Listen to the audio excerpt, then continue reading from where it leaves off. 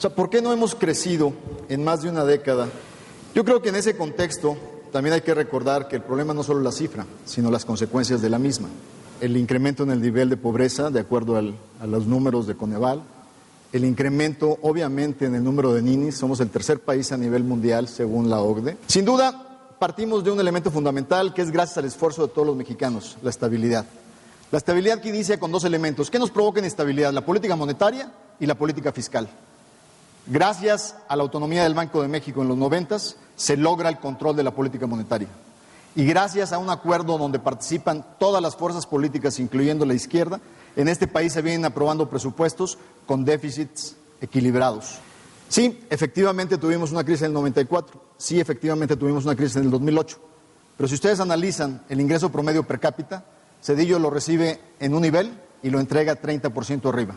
Hoy, en el 2012, no hemos recuperado el ingreso per cápita antes de la crisis del 2008.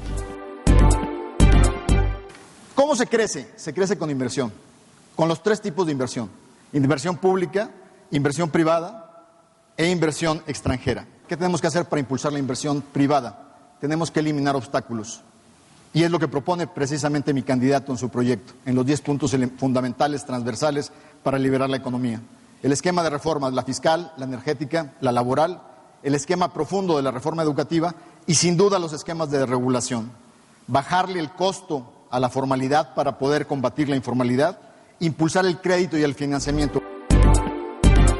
El sistema financiero tiene que impulsar la capacidad crediticia. Tenemos que mejorar, obviamente, impulsar lo que ya se logró en materia de competencia económica. Y en la inversión pública, ¿cuál es el reto? Obviamente, racionalizar el gasto. Se ha exponencializado el crecimiento del gasto corriente y se ha restringido el crecimiento en inversión. Una de las cosas que mi amigo Laborín no especificó es que estos 10 años tuvimos un gran bono, el bono petrolero. 8% de puntos del PIB estuvieron justamente a favor de la economía mexicana en ese contexto. Y aún así no pudimos crecer. Pero la pregunta de fondo en el reto del crecimiento, una vez que delineamos los obstáculos, está en algo elemental que se reflejó en la encuesta que hicieron sobre qué tenemos que destrabar. Me sorprende que digan ustedes la laboral. Lo que tenemos que destrabar es la reforma política. Y esa es la sustancia del posicionamiento de Peña Nieto. ¿Qué tenemos que hacer para que esta democracia que hemos consolidado los mexicanos dé resultados? Porque si no, la vulnerabilidad es contra la democracia misma. Una democracia de resultados. La reforma política es la piedra angular de todas las reformas, porque la clase política no ha podido responder a la demanda ciudadana de las acciones necesarias precisamente para dar resultados. Y ahí que tenemos el realineamiento del Congreso. Y ahí tenemos dos opciones. La opción de la famosa coalición, que en un régimen presidencial no funciona. Si no, pregunten al gobernador de Oaxaca qué es lo que le está pasando con su gabinete dividido. La opción de la reducción del Congreso para tratar de conformar mayorías y poder respaldar el ejercicio de un ejecutivo con resultados. Y obviamente la opción de candidaturas independientes y la iniciativa ciudadana. Así es que no nos confundamos. Este país tiene que reconstruir y hacer regenería de sus instituciones políticas para que la democracia dé resultados. Gracias. Enrique Peña Nieto ha definido que lo primero que tenemos que hacer es que cada ciudadano tenga la certeza de que todos paguen impuestos de acuerdo a su capacidad económica. Son 5 los puntos que maneja mi candidato. Ampliación de la base tributaria. Hoy en día una cuarta parte de los procesadores económicos no están en la base tributaria. Reducir al máximo las exenciones y los privilegios fiscales que hoy representan 4 puntos del producto. Una simplificación a fondo del sistema fiscal, evitando duplicidades como la que existe hoy entre el impuesto a la renta y el IETU. Más, ejercer el gasto público de manera eficaz y transparente, privilegiando la inversión. Y por último, una redefinición de las obligaciones fiscales entre los 3 poderes. ¿Qué quiere decir esto? Hoy en día el 90% de los ingresos los capta el gobierno federal y con los pocos impuestos dentro del sistema federado que se captan localmente, hay una tremenda ineficiencia en la recaudación. O sea, la idea es que integralmente cualquier propósito de expansión del gasto que se quiera dar tiene que estar fundamentado en la hacienda pública, si no es meramente demagogia. Yo le quiero agradecer a Alfonso porque me ahorró todo el rollo que traía, todo lo que dice estoy de acuerdo, como cualquiera de ustedes, pues hacer lo que hacen los mejores del mundo, que es precisamente lo que nos platicó Alfonso. Mi única duda es por qué no lo autorizó el PRI en el 2001 o en el 2004. Yo fui diputado en el 2000 y nada más quiero recordarle a Mario que en el 2000 hubo 40 diputados de Acción Nacional que se pusieron a la propuesta presidencial. Entonces también es un problema de conducción. El jefe del Estado mexicano tiene la obligación de construir los consensos necesarios con políticas atinadas para lograr las cosas.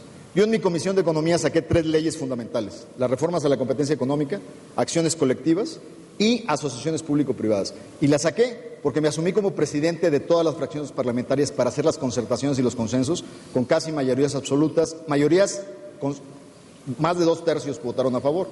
¿Por qué? Porque la agenda la construimos entre todos y cuidamos sumar las voluntades. Cuando el jefe del Estado mexicano se asume como jefe de un partido político y privilegia su estrategia electoral y no la creación de consensos para el bienestar del país, entonces el desarreglo político se refleja en la incapacidad de construcción. Hoy en día la banca de desarrollo de México no está funcionando. Hoy no está funcionando, ha incrementado el crédito, pero es para factoraje, no es realmente para inversión productiva, le prestan al que no necesita. Tenemos un problema serio desde el punto de vista de factibilidad. Veamos las bancas de desarrollo de otros lugares en Latinoamérica y la posibilidad que tenemos en este contexto para poderlo definir claramente. Y otra cosa, dentro de esta discusión, me sorprende mucho, Mario, que si es un tema de simplificación tributaria, que lo puede resolver Hacienda sin necesidad del Congreso, tienen 12 años y no lo han resuelto. Si es un problema de la capacidad de intermediación de la banca, sí, efectivamente, creo que fue un gravísimo error de López Portillo haber nacionalización de la banca, y como mexicano, y como don Miguel Mancera, que renunció a la dirección del Banco de México, pero tuvieron 12 años para corregirlo. Por favor, tampoco vayamos con el espejo retrovisor a buscar todas las culpas del pasado para explicar las ineficiencias de una administración que se ha tardado más de una década en tratar de dar resultados a los mexicanos. Básicamente yo te diría que en el sector de energía sin duda es necesaria la reforma energética. Sin duda tenemos que abrir Pemex a la inversión privada. No significa vender Pemex, como tratan de definir como posiciona mi candidato. Ha sido claro: apertura, refinación, exploración, perforación. ¿Y para qué? Para precisamente poder bajar los precios de los energéticos a través de eficientizar la empresa y poderle dar competitividad al sector empresarial mexicano. No podemos exigirle a los empresarios mexicanos competir frente al mundo si no les generamos condiciones de competencia justa con energéticos accesibles precisamente para el sector productivo. Aquí hay 2 elementos fundamentales. Competencia económica es la palabra clave.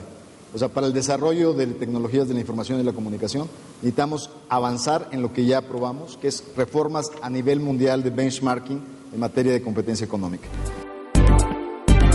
Una gran ausente en lo que ha sido la política económica de este país ha sido una política industrial.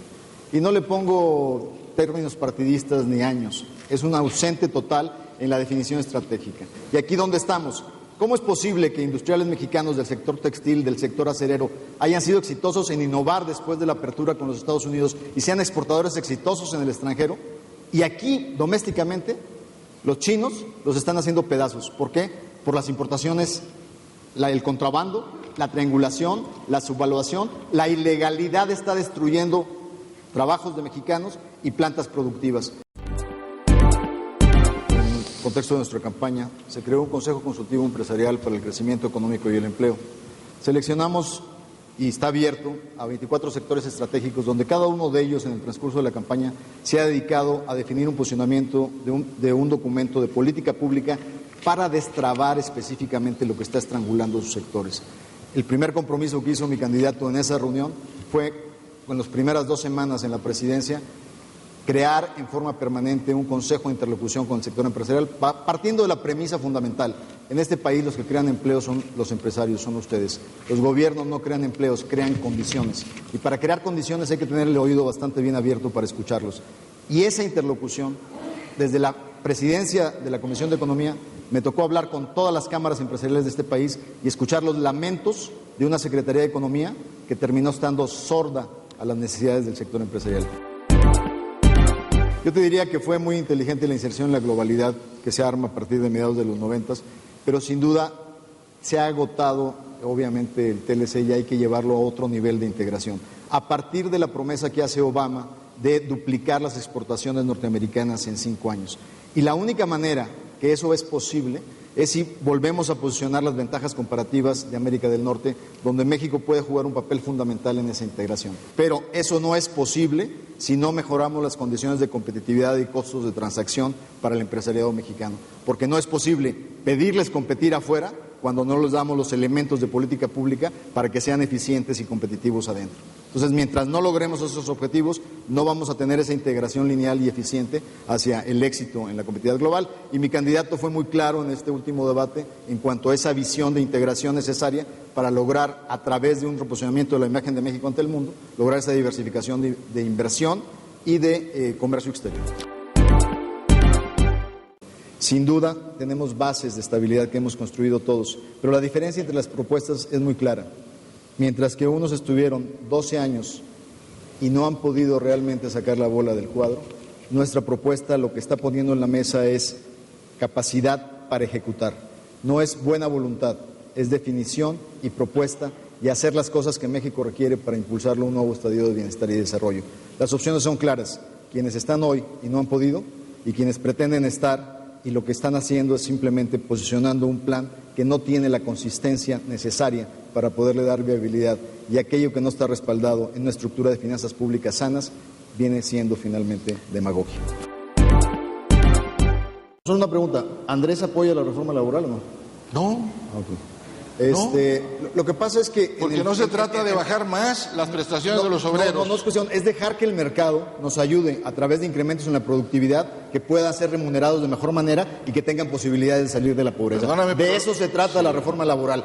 Hoy en día hay condiciones laborales marco legal que todavía son más lacerantes para los trabajadores mexicanos. Y necesitamos un marco de juego transparente donde las posibilidades de crear empleos realmente estén sobre la mesa y pueda mejorar la productividad. En ese sentido, nosotros sí vamos con la reforma laboral con todo.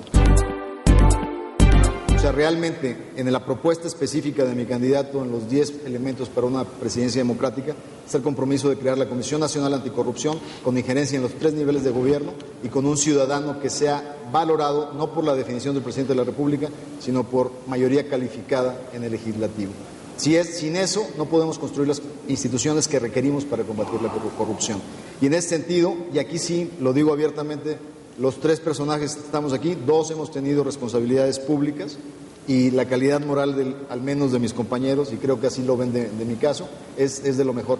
Habemos gentes a través de los partidos que creemos en esto, y sabemos que dentro de nuestras estructuras políticas, a nivel de responsabilidad individual, hay gente que tiene que pagar las consecuencias de lo que hace. Y la única manera de hacerlo es construyendo instituciones. A ver, una vez más, no se trata de que si es o no es.